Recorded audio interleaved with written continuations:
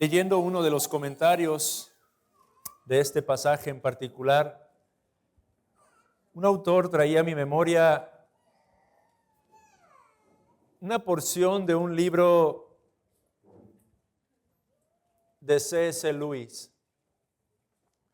Algunos de nuestros pequeños son ávidos lectores y algunos de nuestros pequeños han leído sin duda estas 7 obras o estos 7 volúmenes que conforman una gran obra escrita por C.S. Lewis, alegórica.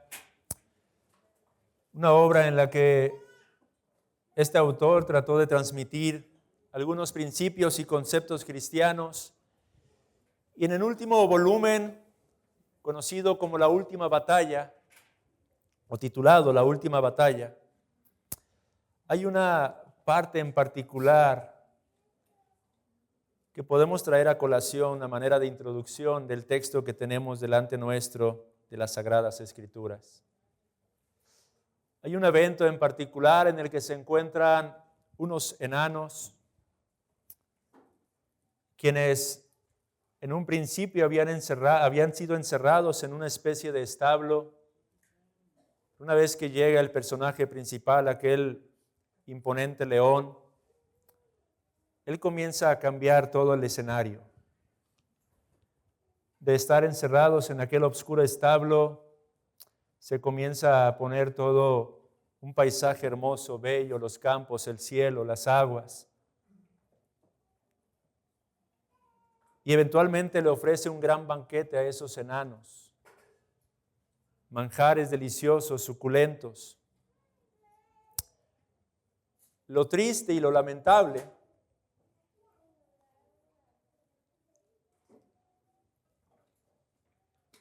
es que aquellos enanos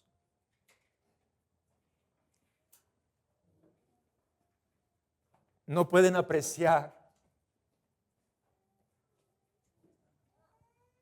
la belleza de aquel paisaje y no pueden saborear lo delicioso de aquellos manjares. No pueden probar lo suculento del alimento que ese león está poniendo delante de ellos, y aunque comen, ellos consideran que lo único que están comiendo no es más que basura. Heno, agua sucia. Y la razón que C.S. Lewis pone en los labios de aquellos personajes pequeños es que precisamente ellos no creen. Simplemente ellos dicen, ¿cómo podemos ver lo que no existe? Para ellos, la eternidad, digámoslo así, es una ilusión, o era una ilusión. Para ellos, el Redentor, el Salvador, no era más que una fantasía. Para ellos, todas estas cosas no eran más que parte de un gran cuento. Ellos habían determinado a no creer. Ellos habían determinado a rechazar abiertamente el confiar en la esperanza de una vida venidera.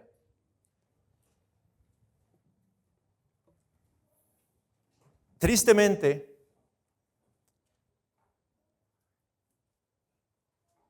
hay muchas personas así. Tristemente, quizá entre nosotros haya personas que actúan y viven como estos enanos.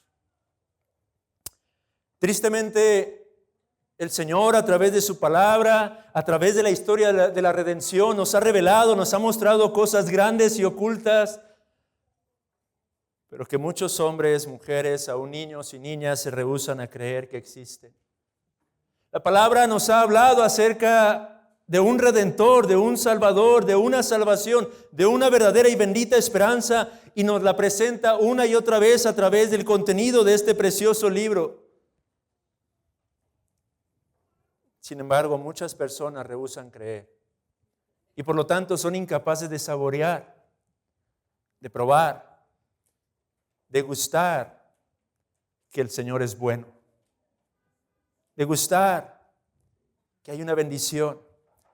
Quizá algunos de los que están aquí reunidos el día de hoy son incapaces de saborear la belleza, la dulzura, la hermosura de lo que cantamos, de lo que entonamos, de la palabra que ya hemos meditado a través de Isaías y de la palabra que se ha leído en el Evangelio de Lucas y de lo que se pretende exponer de este Evangelio. Muchos de nosotros están aquí más por una costumbre, por una tradición o incluso algunos de ustedes por obligación. Lo lamentable es que son ciegos a los bellos y suculentos manjares que Dios nos provee y nos ofrece a través de su palabra. El texto en el día de hoy habla de un gran banquete. Cristo nuestro Señor presenta una preciosa parábola que en lugar de llamarla la parábola del gran banquete o de la gran cena, he querido llamarla la parábola de las excusas. El contexto se nos ofrece anteriormente y quiero tomarlo desde el versículo número 12. Nuestro Señor Jesucristo, usted recordará, ya hace algunas semanas escudriñamos este pasaje anteriormente, capítulo 14, versículos 1 al 11, se encuentra en casa de un fariseo en un día de reposo. Se encuentra como uno invitado a comer. Pero decíamos que los fariseos, fieles a su costumbre y a su tradición, lo que realmente están haciendo, procurando hacer es tenderles trampa tras trampa a nuestro Señor Jesucristo, y en esta ocasión no fue la excepción. Coincidentemente, justo al entrar nuestro Señor a aquel hogar, se encuentra con un hombre enfermo. Como si lo hubiesen puesto delante esperando a ver qué haría nuestro Señor Jesucristo. Quebrantaría el día de reposo una vez más, sanando a este hombre hidrópico. Y la hidropesia, habíamos dicho, se caracteriza por la hinchazón del cuerpo como resultado de algún mal funcionamiento de uno de los órganos vitales en el ser humano. Y decíamos en aquella ocasión anterior, en el sermón anterior, cómo es que nuestro Señor Jesucristo toma ocasión de esta circunstancia para señalar que los que se encontraban allí reunidos tenían un problema de hidropesia, no física, pero espiritual. Ellos estaban hinchados, pero de orgullo. Y es que nuestro Señor Jesucristo comienza a exhortar y a enseñar con respecto a la necesidad de la humildad en el corazón del hombre, pero particularmente de los que hemos dicho creer en Cristo. Pero ahora, versículos 12 al 14, nuestro Señor Jesucristo continúa instruyendo por medio de confrontar ya no a todos los invitados, pero ahora se dirige particularmente al anfitrión, a aquel fariseo que le había abierto las puertas de su hogar. Versículos 12 al 14, ahora Él comienza a decirle a él: cuando hagas comida o cena, no llames a aquellos que pueden devolverte el favor, pero invita a aquellos que están en necesidad. Es lo que en paráfrasis está diciéndole nuestro Señor. ¿Por qué no invitar a aquellos que son pobres, a aquellos que son mancos, a aquellos que son cojos, a aquellos que son ciegos? ¿Por qué invitar y rodearte de aquellos que de antemano sabes que te traerán algún tipo de beneficio o algún tipo de recompensa? Este es el sentido de las palabras de nuestro Señor Jesucristo. No tomemos literalmente y creamos que Él está diciendo que no tengamos comunión con nuestros seres queridos. Porque algunos podrían interpretar de esa manera este texto cuando Él dice: no llames a tus amigos, ni a tus hermanos, ni a tus parientes. Y entonces, a partir de ahora, quizá en esta iglesia local, los hermanos van a dejar de invitarse unos a otros a tener comunión. No, no es lo que está enseñando nuestro Señor Jesucristo. Veamos todo el pasaje y entendamos que Él está hablando acerca de la forma desinteresada en la que nosotros tendríamos que actuar en caridad y misericordia. Eso es lo que está señalando nuestro Señor Jesucristo, del corazón que debe primar en nuestras vidas cuando practicamos la caridad y la misericordia. De la importancia de hacerlo sin buscar beneficio propio. Anteriormente estaba señalando el orgullo, uno de los pecados más terribles que se encuentran profundamente arraigados en el corazón de todos y cada uno de los que estamos aquí presentes, cristianos o no cristianos. Pero ahora está señalando el segundo gran pecado, que es la raíz de muchos otros males en nuestras vidas. es decir, el egoísmo. El egoísmo afecta profundamente a las personas. El egoísmo es lo que nos hace tomar a menudo decisiones completamente erradas, equivocadas, amados hermanos. El egoísmo es lo que en realidad a veces subyace la motivación de nuestros actos, de nuestras acciones. ¿Qué es el egoísmo? El pensar en nuestros propios beneficios, en nuestro propio provecho. Y somos egoístas cuando buscamos hacer bien al prójimo por causa de lo que estos pueden hacer por nosotros. Esto es lo que está señalando nuestro Señor Jesucristo al confrontar a su anfitrión. Él está diciendo, digámoslo en otras palabras, deja de actuar egoístamente. Despójate del egoísmo para que entonces seas bienaventurado. El verdadero amor es lo opuesto al egoísmo, amados hermanos. El verdadero amor es el que mostró nuestro Señor Jesucristo en la cruz. Y esa clase de amor es todo menos egoísta. Primera de Juan, capítulos 4, 10 al 11. Si escudriñamos ese pasaje, nos daremos cuenta lo que implica el verdadero amor. Déjeme leer el texto para presionar nuestras conciencias. En esto consiste el amor, no en que nosotros hayamos amado a Dios, sino en que Él nos amó a nosotros y envió a su Hijo en propiciación por nuestros pecados. Amados, si Dios nos ha amado así, debemos también nosotros amarnos unos a otros. En este pasaje de las Sagradas Escrituras, el apóstol Juan está retratando lo que es el verdadero amor a la luz de la obra de Cristo en aquella cruz, en aquel Calvario. Y luego nos exhorta a nosotros a amarnos de la misma manera, a alejarnos de toda práctica egoísta y a vivir conforme al amor modelado en la cruz. El verdadero amor, amados hermanos, un autor lo define parafraseado como esa disposición voluntaria al sacrificio propio en buscar hacer bien al prójimo, sin esperar reciprocidad y aun cuando éste no es digno de ello. Ese es el amor. El amor modelado a través de la cruz, esa disposición voluntaria a sacrificarnos a nosotros mismos, procurando hacer bien al otro, sin esperar que éste nos lo devuelva. Y aun si éste no es digno de ello, aun cuando éste no lo merece.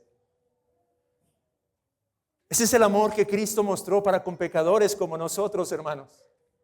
Cristo se entregó a sí mismo en aquella cruz. Él se sacrificó a sí mismo, buscando hacer bien a pecadores indignos como nosotros y no esperando que nosotros podamos hacer algo en retribución, porque no hay absolutamente nada que usted o yo podamos hacer para retribuirle ese amor. De manera, amados hermanos, que esto es lo que está haciendo nuestro Señor Jesucristo en el contexto. Él está confrontando con respecto a este egoísmo subyacente en el corazón de los hombres. Las decisiones, amados hermanos, palabras y acciones de amor siempre crecerán en el terreno de un corazón dispuesto a la luz del significado del verdadero amor. El verdadero amor es desinteresado y nos llama a estar dispuestos a invertir tiempo, energía, dinero, recursos, habilidades personales y aún dones por el bien de nuestro prójimo. Nos llama a servir, a esperar, a dar, a sufrir, a perdonar y hacer todas las cosas una y otra vez. El amor, como lo modeló Cristo en aquella cruz, siempre busca hacerle bien al prójimo y es motivado por los intereses y necesidades del otro. Y esta clase de amor es la que será recompensada en la resurrección de los justos, en palabras de nuestro Señor Jesucristo. En este contexto, nuestro Señor entonces va a presentar una parábola. Y es que tras haber confrontado, en primer lugar, a todos los invitados, primero ofendió a los fariseos, haciendo un milagro más en el día de reposo. Luego ofendió a todos los convidados, al señalar el orgullo con el que se estaban conduciendo. Ahora está ofendiendo al anfitrión, al mostrarle cuán egoísta es. Y en medio de esa situación, de ese clima, un hombre de los que estaban allí expresa unas palabras en el versículo 15. Bienaventurado el que coma pan en el reino de Dios. Ahora, a la luz de todo lo que está pasando, solo podemos hacernos una idea de con qué objeto hizo esta declaración aquel hombre. Quizá quiso romper un poco la tensión que pudo haberse originado a causa de las enseñanzas de nuestro Señor Jesucristo, de la forma en la que comenzó a confrontar a todo mundo en ese lugar. Quizá a la luz de ello y a propósito de que se está hablando de una cena, aquel hombre simplemente dijo, bienaventurado el que coma pan en el reino de Dios. O quizá lo está haciendo una vez más de forma sarcástica, egoísta, orgullosa, considerando a sí mismo como uno que formará parte de aquel gran evento. ¿Por qué expresó estas palabras ese hombre? Bueno, porque este hombre, al igual que todos los judíos estudiosos de las Sagradas Escrituras, tenían conocimiento del gran banquete escatológico. El Antiguo Testamento hace alusión continuamente a un gran banquete. Particularmente usted puede encontrar un resumen de ese gran banquete en el libro del profeta Isaías capítulo 25. Vea brevemente Isaías capítulo 25 y lea los versículos 6 al 9. Isaías 25, 6 al 9 dice allí: y Jehová de los ejércitos hará en este monte a todos los pueblos banquete de manjares suculentos, banquete de vinos refinados, de gruesos tuétanos y de vinos purificados. Y destruirá en este monte la cubierta con que están cubiertos todos los pueblos y el velo que envuelve a todas las naciones. Destruirá la muerte para siempre. Y enjugará Jehová el Señor toda lágrima de todos los rostros. Y quitará la afrenta de su pueblo de toda la tierra, porque Jehová lo ha dicho. Y se dirá en aquel día: he aquí, este es nuestro Dios. Le hemos esperado y nos salvará. Este es Jehová, a quien hemos esperado. Nos gozaremos y nos alegraremos en su ¿qué? Su salvación. Este es el banquete escatológico del que tenían conciencia, conocimiento los judíos. Ellos leían al profeta Isaías y se preguntaban ¿cuándo llegará aquel día? Ellos entendían que habría un momento en el que el reino de Dios se manifestaría plenamente y entonces ellos se sentarían a la mesa y podrían participar de ese glorioso banquete que representa la salvación de Jehová, la salvación del Dios vivo y verdadero. Y ellos tenían razón en esperar este gran banquete. Pero este hombre estaba cometiendo un grave error. El grave error que estaba cometiendo era asumir que él estaría en ese gran banquete junto con todos los que estaban a la mesa. Esa era la equivocación de este hombre y por esa causa nuestro Señor Jesucristo comienza a narrar esta nueva parábola. Y amados hermanos y amigo que estás con nosotros el día de hoy, muchos hablan así hoy en día. Muchos hablan acerca del reino de Dios. Muchos dan por sentado que estarán un buen día en ese reino de Dios. Muchos implican por el simple hecho de reunirse domingo tras domingo en esta congregación, en cualquier otra congregación, que estarán presentes en ese día, en el reino de Dios, en ese gran banquete. Muchos descansan en el hecho de ser miembros o ser parte de una membresía de una iglesia local, para argumentar que también estarán presentes en aquel día.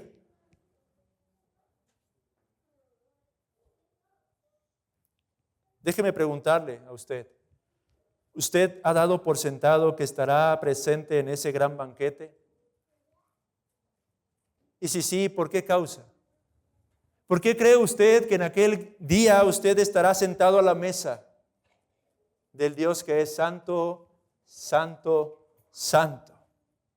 ¿Por qué causa usted está seguro de que en ese día usted podrá mirar el rostro del Dios vivo y verdadero y disfrutar de esos suculentos manjares que representa su gloriosa presencia? ¿Qué es lo que le hace a usted estar tan seguro? Hay un requisito para poder realmente tener la certeza de que formaremos parte de ese banquete. Es necesario aceptar la invitación por medio de la fe. La parábola que nuestro Señor expresa la ha dividido en 4 partes. En primer lugar, tenemos delante de nosotros una misericordiosa invitación. En segundo lugar, tenemos un impío menosprecio. En tercer lugar, una asombrosa reacción. Y por último, una advertencia final. Nuestro Señor Jesucristo, en respuesta pues al comentario de este hombre, comienza a narrar esta preciosa parábola, diciendo: un hombre hizo una gran cena y convidó a muchos. Y a la hora de la cena envió a su siervo a decir a los convidados: venid, que ya todo está preparado. En estos 2 versículos, amados hermanos, se nos dibuja la costumbre de los días en que nuestro Señor Jesucristo vivía. ¿A qué me refiero con esto? Cuando un hombre rico particularmente preparaba algún tipo de banquete, por la razón que fuera, una boda, algún festejo en particular, era costumbre que se hiciera una especie de doble invitación a aquellos a quienes estaba ofreciéndoles este banquete. La primera se nos dibuja en el versículo número 16, cuando se nos dice que este hombre hizo una gran cena y convidó a muchos. Es decir, en primer lugar, este hombre rico mandaba a sus siervos para invitar a las personas, para invitar a aquellos a quienes quería convidar a este banquete. En ese momento probablemente se les decía la fecha en que se llevaría a cabo, el motivo por el cual se llevaba a cabo, y aquellos que recibían esta invitación podían decir: puedo estar allí o no puedo estar allí. Si ellos decían que estarían allí, era un compromiso. Amados hermanos, hoy en día nuestra palabra tiene poco valor a causa de nuestro pecado. Nuestra cultura así lo ha hecho ver. Pero no hace mucho tiempo la palabra tenía peso. Si un hombre decía que iba a hacer algo, se esperaba que cumpliera con su palabra, con su compromiso. Bueno, en el contexto judío esa era la idea. Si alguien decía estaré allí, es porque a menos que Dios en su providencia hiciera algo, estorbara algo, Él iba a estar allí. Esa era la primera parte de la invitación, pero la segunda parte la tenemos en el versículo 17. Y esta se llevaba a cabo justo en la antesala de la celebración. Una vez más, aquel hombre rico, adinerado, enviaba a su siervo o a sus siervos para volver a confirmar o para volver a llamar: ya está todo listo, es hora. El banquete tendrá lugar entre nosotros.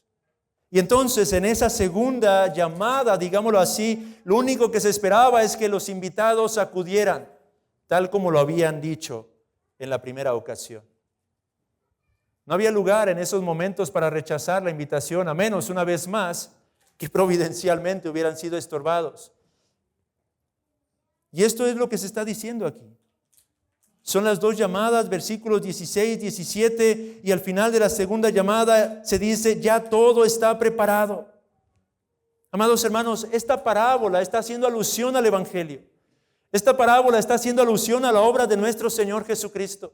Esta parábola tenía esa connotación. Nuestro Señor estaba hablando acerca de la llegada del reino de Dios.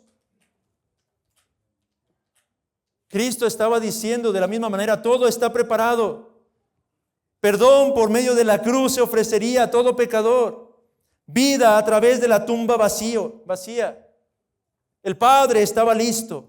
El Hijo estaba listo. El Espíritu Santo estaba listo. Todo está preparado, amados hermanos. Hoy en día se puede decir exactamente lo mismo a todo pecador. Todo está listo. Todo está preparado. La obra ya se llevó a cabo. Se ha consumado. Hay perdón para tus pecados. Cristo murió en la cruz, pero hay vida eterna porque la tumba está vacía. El Padre lo ha hecho todo. El Hijo lo ha hecho todo, amigo. El Espíritu Santo lo ha hecho todo. La pregunta es si tú estás listo. Y ante este escenario que nuestro Señor plantea, somos sorprendidos con la impía respuesta de los convidados. Nuestro Señor una vez más comienza a usar todas estas imágenes para hacer estallar la mente de los judíos. Era impensable para ellos que alguien llevara a cabo una grosería como esta. Era impensable para un judío que alguien, después de haber dicho que estaría presente en un convite, rechazara con excusas baratas su presencia en aquel convite. Todos a una comenzaron a excusarse, dice el Señor. 3 diversas excusas. El primero de ellos, el primer hombre, pone como excusa que ha comprado una porción de tierra y que necesita ir a verla. El segundo hombre excusa diciendo, he comprado 5 yuntas de bueyes y tengo que ir a probarlos. Y el tercer hombre simplemente dice, acabo de casarme, no puedo estar allí. Ahora, estas excusas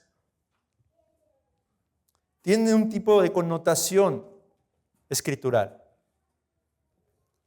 Deuteronomio 20, versículos 5 al 7, no vamos a ir al texto, pero en ese pasaje, en los días de guerra del pueblo de Israel, Dios permitía que aquellos que acababan de comprar una casa o se acababan de casar, fueran excluidos de ir a la guerra. Y dice claramente en el texto, no sea que mueras en la guerra y otro venga y disfrute de tu casa. O no sea que mueras en la guerra y otro tenga que venir, casarse con tu esposa y disfrutar de tu esposa. Por lo tanto, él establecía como válido, cuando alguien acababa de comprar una casa y se llegaba a algún tipo de guerra o acababa de casarse, que estos pudiesen no tener que acudir a aquella batalla. De manera que esto es algo de lo que están argumentando aquí estos hombres. Por eso es que están pretendiendo hacerlo sonar piadoso. O al menos nuestro Señor Jesucristo pone este tipo de palabras un tanto piadosas en los labios de sus personajes, porque ellos dicen, te ruego que me excuses. Es decir, no me lo tomes a mal, pero no puedo. He sido impedido para acudir. La palabra excusa se refiere a una razón que se presenta para disculparse o para evitar una situación incómoda. A menudo las personas buscan excusas para justificar sus acciones o decisiones, especialmente cuando no quieren enfrentar las consecuencias de algo. Lo cierto, amados hermanos, que estas excusas eran absurdas, aun cuando estos estaban tratando de disfrazarlas de piedad. Algunos comentaristas mencionan o destacan lo absurdo de estos comentarios. Nadie compra un campo, por ejemplo, sin verlo primero, y menos los judíos. Nadie compra 10 bueyes sin comprobar su estado de salud, su capacidad. Y en el caso del que se casó, ¿no tenía ya conocimiento de la fecha del banquete como para poder adelantarlo o posponerlo un poco? Y si ya se había casado, ¿no podía llevar a su esposa para participar también de aquel banquete? Lo cierto, amados hermanos, que estas excusas, lo que tienen por intención nuestro Señor Jesucristo es de manifestar que no eran otra cosa más que una obsesión por las cosas temporales y terrenales y un desprecio por las cosas eternas. Los 2 primeros hombres con toda certeza eran ricos, puesto que uno de ellos había comprado toda una hacienda y el otro había comprado 5 yuntas de bueyes. Lo que nos muestra es que estos eran hombres con miradas puestas solo en las cosas materiales. Lo mismo que el tercer hombre, un hombre enfocado en las relaciones temporales, hermanos. Esto es lo que están manifestando estas excusas. Una obsesión por aquellas cosas que no tienen que ver con lo eterno. Una obsesión por aquellas cosas que son pasajeras, hermanos. La clase de obsesión que muchos hombres hoy en día manifiestan de sus propios corazones. La clase de obsesión que tal vez algunos de los que estamos aquí reunidos a menudo evidenciamos con nuestras decisiones, con nuestra forma de conducirnos, con nuestra forma de vivir. La clase de obsesión que deja en claro que a menudo no estamos pensando en la eternidad, pero estamos solamente pensando en las cosas temporales y pasajeras.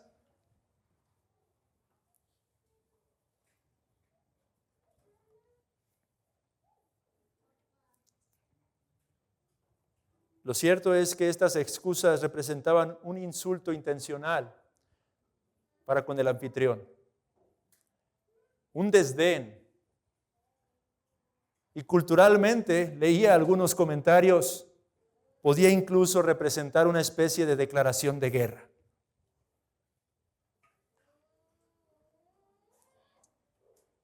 Y amados hermanos, esto es lo que estaba haciendo el pueblo de Israel. Nuestro Señor Jesucristo, en un sentido, era el siervo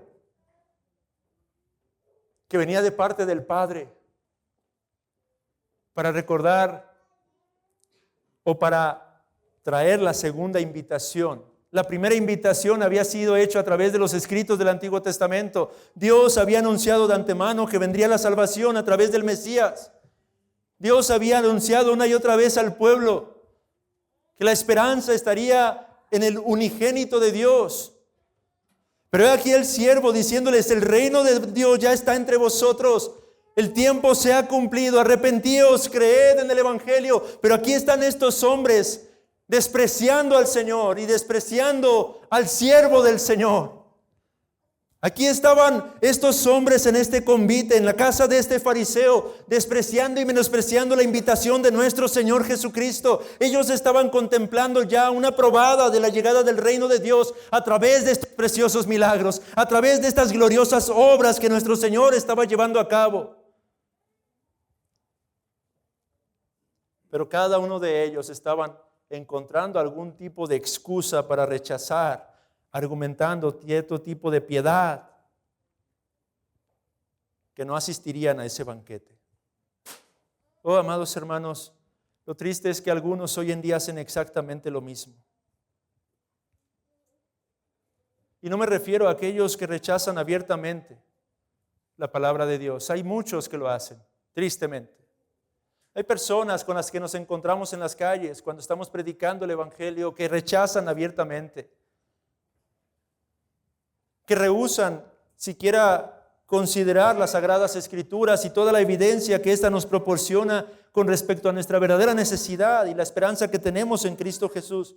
Quizá entre nosotros haya algunos así que rechazan abiertamente la palabra de Dios, pero no me estoy refiriendo a esta clase de persona. Me refiero al rechazo sutil que a menudo está disfrazado de excusas piadosas. Hay personas que simplemente procuran permanecer neutrales en cuanto a las cosas eternas. Personas que no terminan por determinarse y viven sus vidas en una excusa permanente para no determinar si desean acudir al gran banquete del Evangelio o no.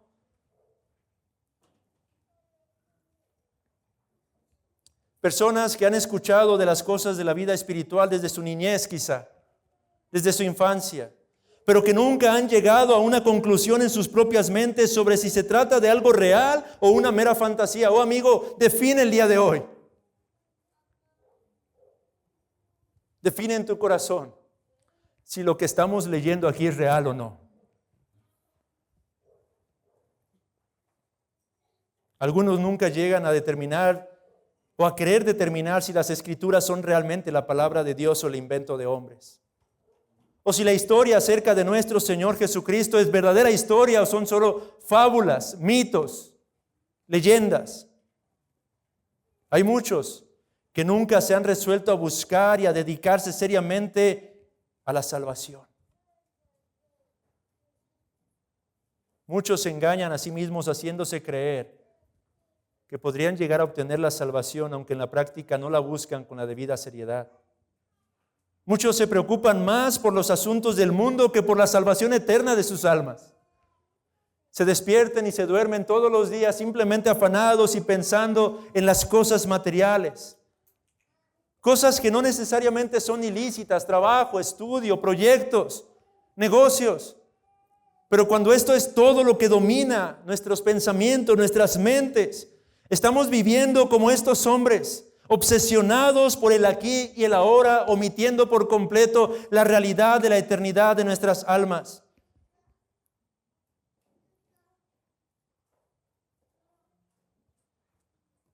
Hay muchos que se engañan a sí mismos, haciéndose creer que en algún momento podrán alcanzar la salvación y que no es algo urgente.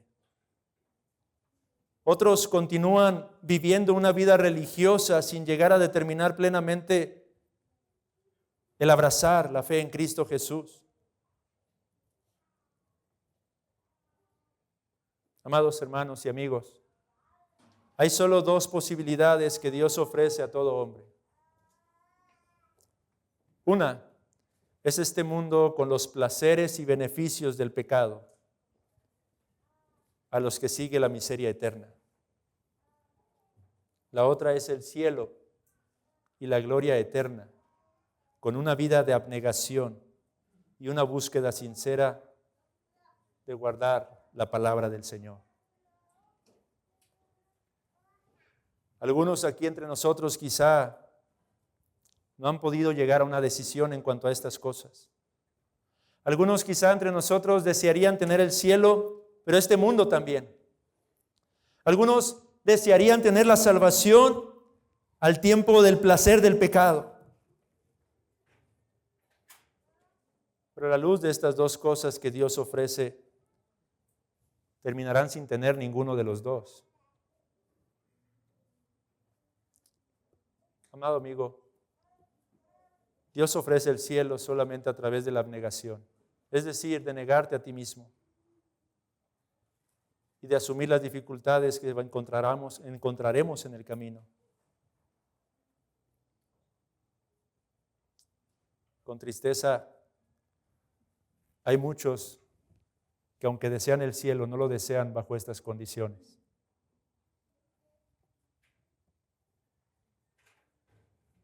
Y amigo, si has de abrazar los placeres del pecado, tienes que ser consciente el día de hoy que lo harás juntamente con la miseria eterna. Pero eso es algo que tampoco quieren a menudo las personas. Lo triste es que en la práctica terminan escogiendo el pecado y el infierno. Sin embargo, aún en sus propias mentes continúan sin llegar a una conclusión. Hay personas que mientras no encuentran ninguna dificultad o tentación y pueden cumplir con sus deberes religiosos sin tener que negarse a sí mismos, parecen abrazar el cielo y la santidad. Pero cuando encuentran dificultades en medio de su camino y grandes tentaciones, entonces terminan escogiendo el mundo y apartándose del cielo y de la santidad. ¿Cuál es tu condición el día de hoy, amigo? ¿Qué excusas son las que tú estás poniendo el día de hoy? ¿Qué es lo que estás argumentando en tu propia mente, en tu propio corazón para acallar la conciencia de no entregarte verdaderamente a Cristo, poniendo tu confianza absoluta y enteramente en Él?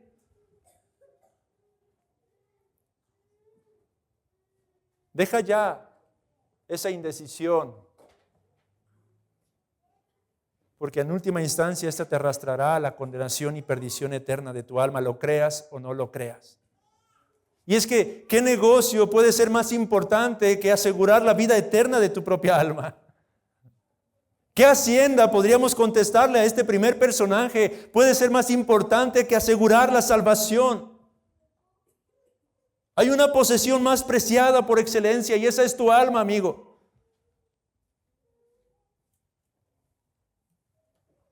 ¿O qué propiedad puede ser más importante que asegurar un lugar en el reino de Dios?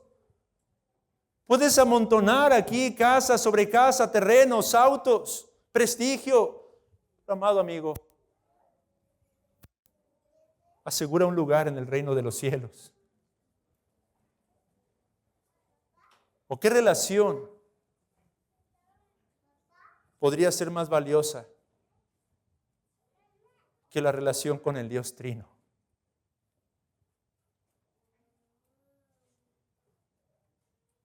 Ese es el sentido del otro dicho difícil de nuestro Señor cuando señala que el que no aborrece a padre o a madre no es digno de Él. No está diciendo que somos llamados a odiar a nuestro padre, a nuestra madre, a esposa, esposo, hijos. Él está hablando acerca de que la relación más valiosa para cada uno de nosotros debería ser la relación con el Dios Trino. Esa es la relación más más importante que debemos de asegurarnos de cultivar, de tener. Ahora, a pesar de todo el insulto que implica las excusas de estos hombres, escuche cuán sorprendentemente responde nuestro Señor a este desprecio. Versículo 21. Vuelto el siervo hizo saber estas cosas a su señor. Y vea qué interesante es esto.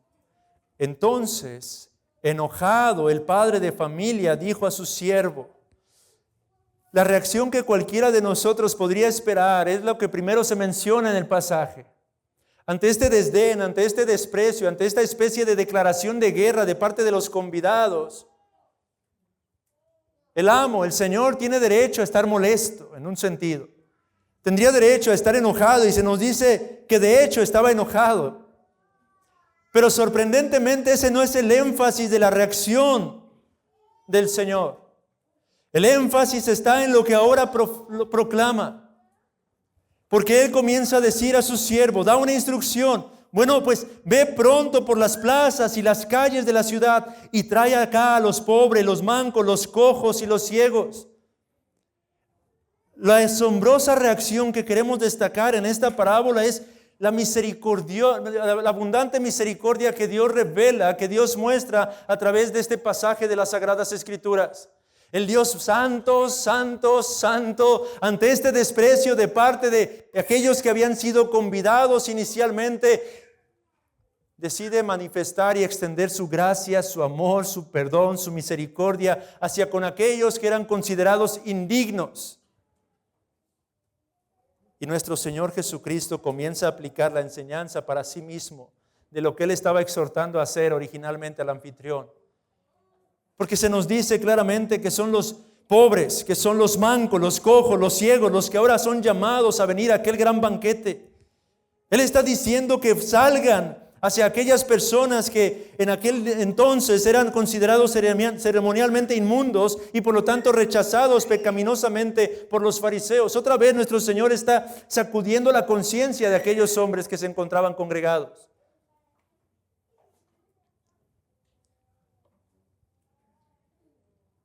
Pero eso no es todo. Versículo 22 se nos dice que el siervo hizo lo que se le pidió y regresa ante el Señor para darle su reporte diciéndole, se ha hecho como mandaste y aún hay lugar. Y una vez más vemos la misericordia de Dios. Dijo el Señor al siervo, ve por los caminos y por los vallados y fuérzalos a entrar para que se llene mi casa. Una vez más contextualizando esta parábola, hermanos.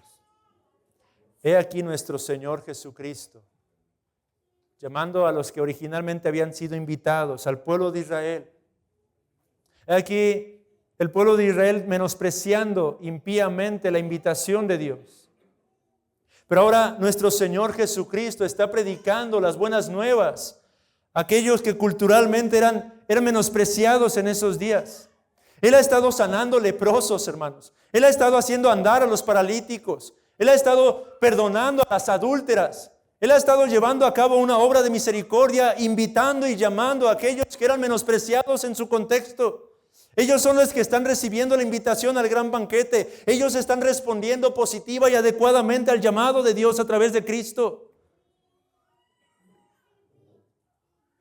Pero el texto dice que ahora los invitados serán los que no forman parte de esta comunidad, los que están a las afueras de la ciudad, los que están por los caminos y por los vallados. Y amados hermanos, esos somos usted y yo. Somos los gentiles quienes ahora estamos siendo invitados a este gran banquete. Es lo que está diciendo nuestro Señor Jesucristo. Es hacia donde está apuntando esta parábola tan preciosa, amados hermanos. Es una parábola de gracia, una parábola de misericordia, una parábola que manifiesta cuán bondadoso es nuestro Dios, quien ha tenido a bien abrir su invitación a todo hombre, a toda mujer, a todo niño, a toda niña, sobre la faz de esta tierra, amados hermanos. Usted y yo, amigo que estás entre nosotros el día de hoy, esta invitación también es para ti. Pero hay un detalle que quiero que observemos el día de hoy, iglesia. Porque el versículo 23, en esta segunda instrucción que nuestro Señor o que el Señor da a su siervo, Jesucristo no se toma el tiempo para decir, al igual que en la primera instrucción, que la llevó a cabo el siervo. La deja abierta. Simplemente dice, dijo el Señor al siervo, ve por los caminos y por los vallados y fuérzalos a entrar para que se llene mi casa. Pero no se nos explica, o Jesús no quiso explicar o decir o señalar que el siervo hizo lo que le pidió. Simplemente deja esa parte abierta. ¿Por qué, amados hermanos? Yo considero que es debido a que esta segunda instrucción es la que llevarían a cabo los apóstoles y es la que estamos llevando a cabo la iglesia. Somos los cristianos los que hemos sido enviados ahora por los caminos y por los vallados con esta preciosa comisión. Pero observe que no dice, ve por los caminos y por los vallados y predícales el evangelio. O extiéndeles una invitación. No dice eso el texto. La orden es, fuérzalos a entrar para que se llene mi casa.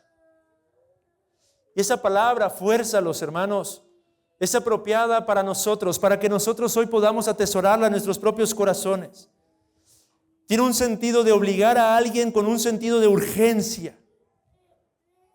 Esa es la intención. Tiene fuerza este mandato bíblico, amados hermanos. Y es la forma en la que usted y yo somos llamados a proclamar las buenas nuevas.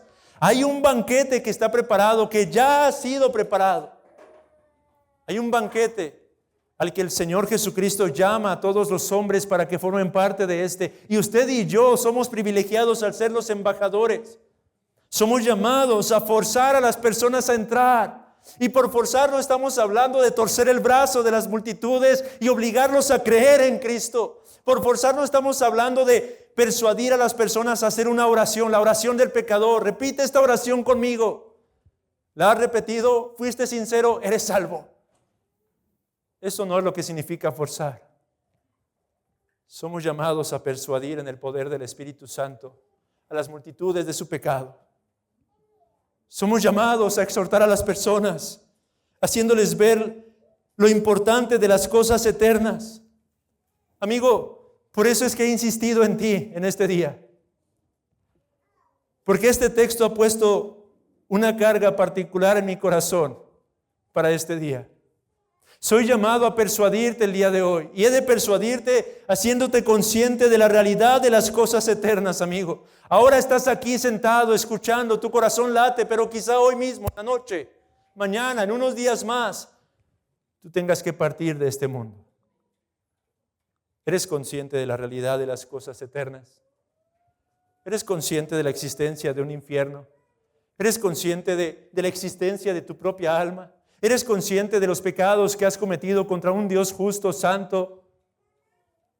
¿Eres consciente de las consecuencias de tu iniquidad? ¿Eres consciente de la indeterminación en cuanto a las cosas del Evangelio? Cree en Jesús. Ve a Jesús. Huye para salvar tu vida a los pies de Cristo. O déjame apelar a tus propios intereses. ¿No es conveniente para ti el creer en Jesús y gozar de esta manera del pleno perdón de tus pecados y de la vida eterna? ¿No es algo apropiado pensar en la realidad de abrazar a Cristo por la fe? ¿No es algo bueno para ti?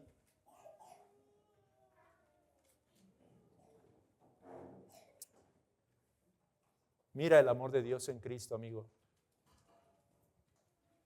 Mira el amor de Dios a través de Cristo Jesús.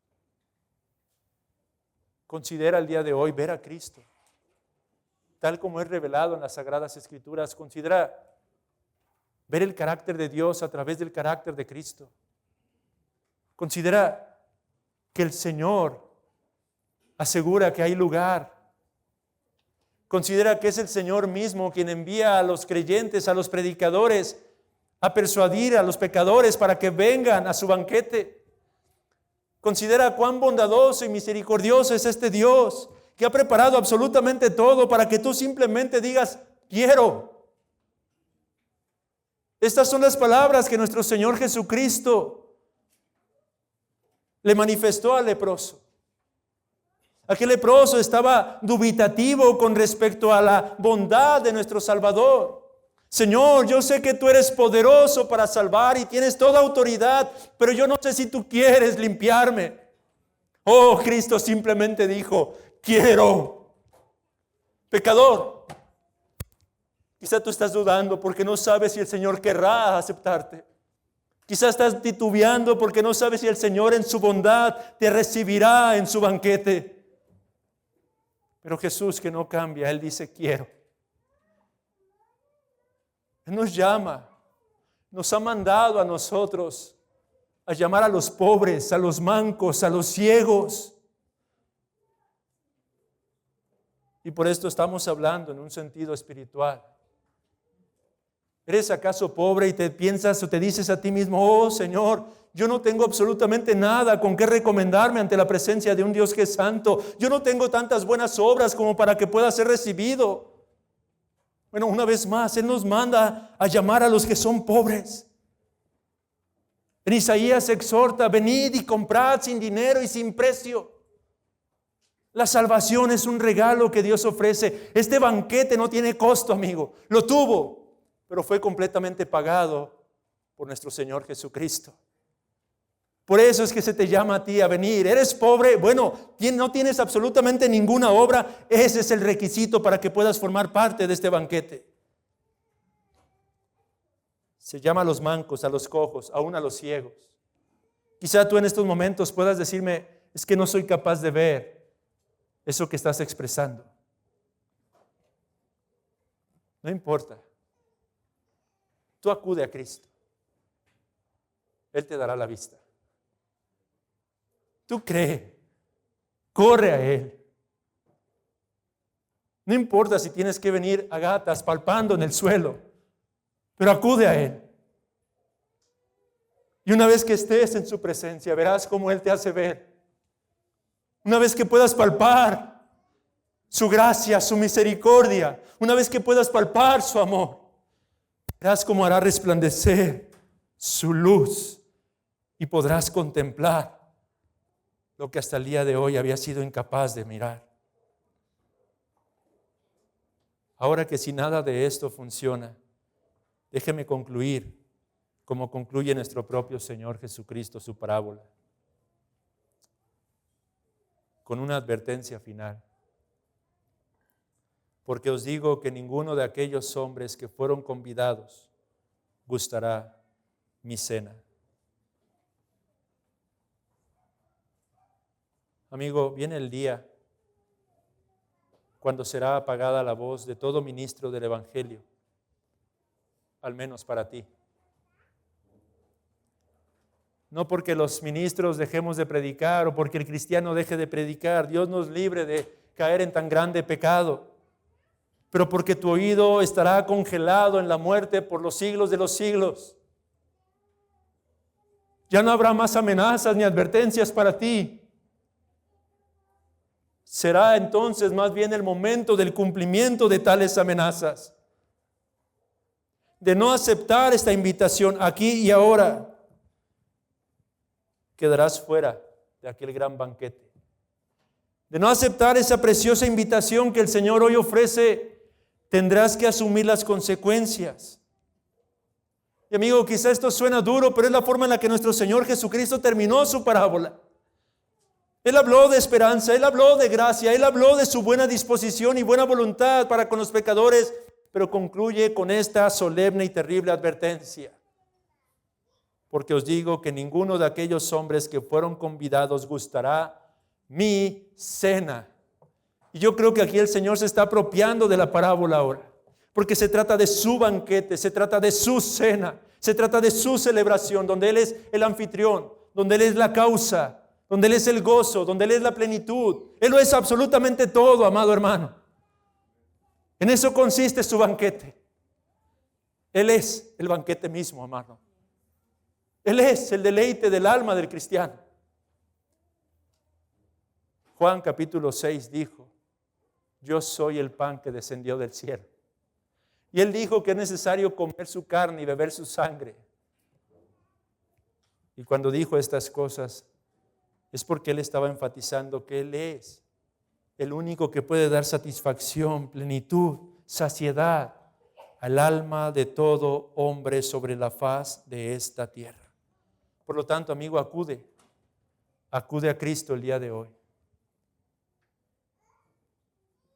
Tú puedes decir, pero no puedo creer. No te estoy diciendo que creas, te estoy diciendo que vayas a Cristo.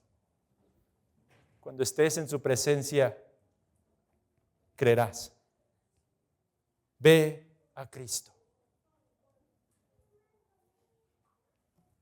Y déjeme concluir con unas aplicaciones para la iglesia de toda esta preciosa parábola. Amados hermanos, que el pensamiento de este gran banquete sea un medio para rechazar los deseos y los temores mundanos. ¿Cuán poco solemos meditar y reflexionar en las cosas eternas?